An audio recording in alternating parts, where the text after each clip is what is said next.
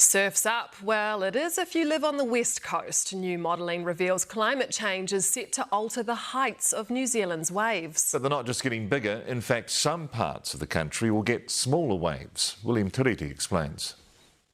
For these beachgoers, there's nothing better than getting out on the waves in Muriwai. It's spectacular. The west coast is always big, heavy, rough waves.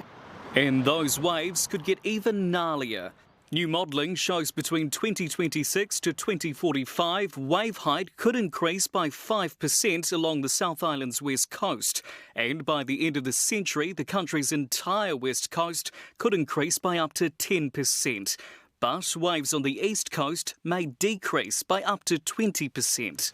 Which is bad news for popular East Coast destinations like Whangamata Beach, which is known for its surfing. It's a bit of a bummer. As a surfer, I'm pretty gutted. The winds tends to circulate around the planet with a specific pattern, and the global warming will change these patterns, moving them slightly southwards. And as they move southwards, this will change the characteristics of the waves.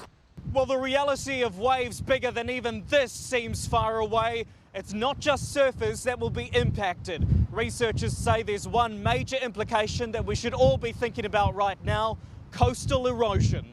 These changes, they definitely can influence the sediment transport around the beaches and causing, eventually leading to beach erosion, higher rates of erosion along the west. Climate scientist Richard Levy says the west coast is gravely underprepared for that. We've designed our coastal defences for today, for today's conditions, but climate change will affect or shift those conditions.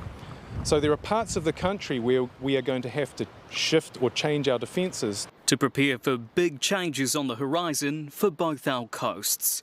William Tiriti, Newshub.